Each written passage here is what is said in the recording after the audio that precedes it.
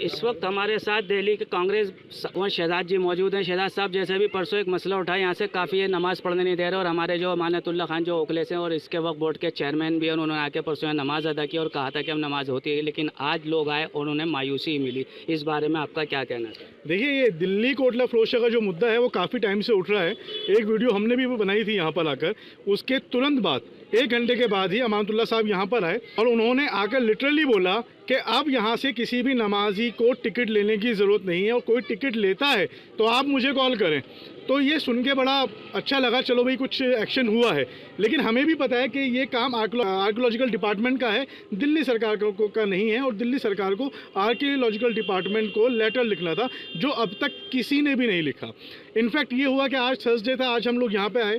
Thursday को अमूमन सालों से यहाँ पर कोई टिकट नहीं होता, फ्री ऑफ कॉस्ट जाने दिया जाता है, लेकिन आज आपके सामने बैरिकेड्स लगे हुए हैं। जब हम यहाँ पर आए, हमने गार्ड से बात करी तो उसने बोला कि थर्सडे और फ्राइडे बंद रहेगा। अब आप बताइए, थर्सडे यहाँ पे लोग आते हैं और फ्राइडे को नमाज होती है, 2 चीज़ें ख़त्म हो गई। अब अमानतुल्लाह की वो बात जहन में आती है कि उसने बोला था कि अगर कोई नहीं आपको परेशानी आती है, आप मुझे कॉल कीजिएगा। यहाँ से उनको कॉल किया जाता है।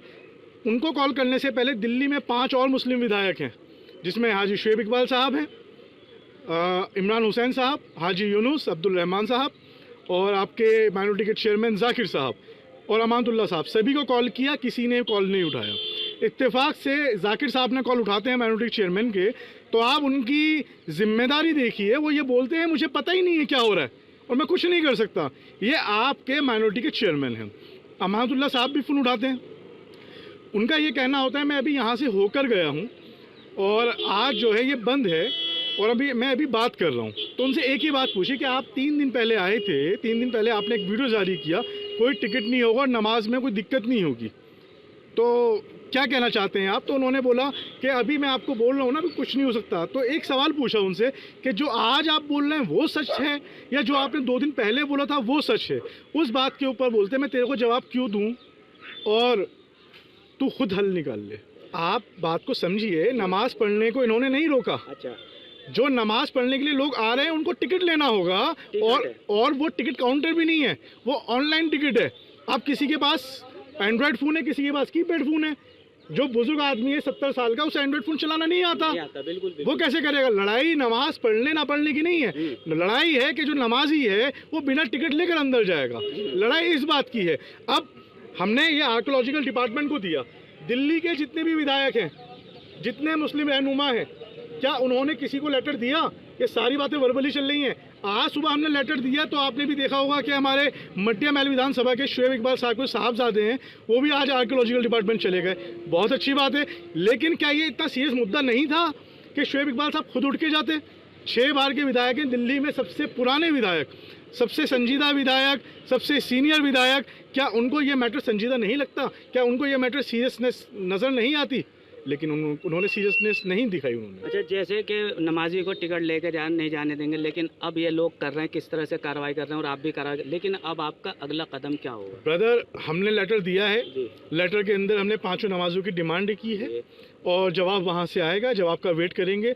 और हमारी हरकत में आने के बाद उन लोगों की भी नींद खुली है, वो भी लोग हरकत में आए, तो कुछ ना कुछ इंशाल्लाह इसके अंदर इनिशिएट मिलेगा और जीत हमारी होगी। कि जो या तो आर्कियोलॉजिकल डिपार्टमेंट के अफसरों को नहीं पता कि यहाँ पे नमाजियों से टिकट नहीं लिया जाता, कुछ चेंज हुआ होगा, या जो भी बात है वो सब क्लियर हो जाएगी। 2-1 साल पहले भी मसला उठा था और यहाँ पर नमाज पर पाबंदी कर ली गई, लेकिन उस वक्त भी खोल दिया गया था कि नमाजियों के लिए कोई टिकट नहीं है। लेकिन ये अब दोबारा फिर इस बात को, तो बात क्या है, आवाम की आवाज़ विधायक, मंत्री, एमपीज पहुंचाते हैं, लेकिन यहाँ पर आवाम की आवाज़ पहुंचाने वाले नहीं है। यहाँ पर सिर्फ और सिर्फ अपनी जय कार लगवाने के लिए। अभी आप देख लीजिए, एक गड्ढा हो जाए, उसके ऊपर 100 लोग उसकी वीडियो बनाकर वायरल कर देंगे। किसी कुत्ते को भी अगर रोटी खिला रहे होंगे ना, उसकी भी वीडियो वायरल कर देंगे।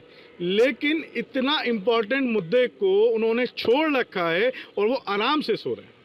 हिम्मत भाई हमारे साथ मौजूद हैं। सर, जैसे यहाँ चल रहा है कि आज जुमेरात का दिन है और लोग आकर वापस जा रहे हैं, हालांकि अभी शहजाद भाई ने बताया कि हमने जो एप्लीकेशन वगैरह फॉरवर्ड किया आगे लोगों के क्या, लेकिन फिलवक्त जिन लोगों को परेशानी हो रही है उस बारे में आपका क्या कहना है? देखिए, मस्जिद जो होती है वो इबादत गाह है हमारी, और वहाँ नमाज़ पढ़ना हमारा फ़र्ज़ है। और अगर हमारे फ़र्ज को रोका जा रहा है, चाहे वो दिल्ली सरकार के द्वारा हो या आर्कियोलॉजिकल सर्वे ऑफ इंडिया के द्वारा हो, वो बेहद ही निराशाजनक है। और उसके साथ साथ मैं एक चीज़ ये बोलना चाहूँगा कि अमानत साहब आए थे, वो गारंटी दे के गए थे, लोगों को आश्वासन दे के गए थे। जो नेता होता है उसका काम आश्वासन देना है, ठीक है ना, आश्वासित करता है कि हाँ जी ऐसा नहीं होगा, बट 2 दिन पहले आके बोल के जाते हैं कुछ और है।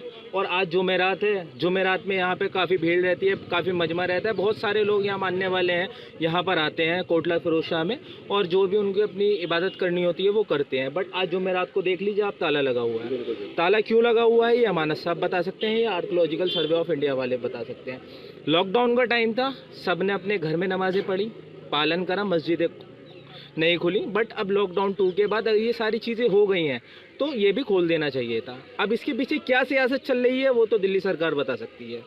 और ये जो सियासत चल रही है इसके पीछे अगर आप मस्जिद और नमाजियों को बीच में लेके आ रहे हो तो बहुत ही गलत है। और वहाँ के जो इमाम साहब है, एक बहुत ही इंपॉर्टेंट बात थी, इमाम साहब ने 1.5 महीने से वहाँ पर ये चीज़ बता रहे थे और ये बोल रहे थे कि हम एप्लीकेशन दे रहे हैं, हमें यहाँ परमिशन चाहिए नमाज़ पढ़ने की, क्योंकि यहाँ पर हमें टिकट के साथ आना पड़ रहा है। अब एक इमाम होता है, तनख्वाह कितनी होती है उसकी, अब रोज़ टिकट लेके आ रहे हैं नमाज़ पढ़वाने के लिए। नमाज़ पढ़ाना उनका फ़र्ज़ है, वो पढ़ा रहे हैं, पढ़ाने के बाद भी वो टिकट लेके आ रहे हैं तो उनको खर्चा ज़्यादा लग रहा था। और उन्होंने इस चीज़ की शिकायत उन्होंने वक्फ बोर्ड के अमानत साहब को बोली। अब आप क्या कहना चाहेंगे? मैं बस यही बोलना चाहूँगा कि अमानत भाई, जो भी आप वादा करके जा रहे हो एटलीस्ट पूरा करके दिखाओ, और अगर पूरा नहीं कर सकते तो वादा मत करो, क्योंकि ये जनता है, ये खुद ही कर लेगी जो करना है। देखिए ये थे लोग, इन्होंने इस बात का जाहिर कहा कि नमाजियों को जो जाना है तो उसको टिकट लेके जाना है, जबकि इस बात का मसला ये है कि पहले भी जो टिकट ख़त्म कर दिया गया था, लेकिन इन्होंने आर्टिकल डिपार्टमेंट में जो एप्लीकेशन दिए वहाँ से जवाब आने के बाद ही ये देखेंगे कि अगला हमारा कदम क्या होगा। और इन्होंने जितने भी मुस्लिम विधायक खास करें उनको भी इस बात में कहा है कि ये भी लोग देखें क्या है। दिल्ली से एम रामिश। सियासी तकदीर यूट्यूब चैनल को सब्सक्राइब करें और बेल आइकन पर क्लिक करें ताकि आपको सबसे पहले खबरें मिलती रहें।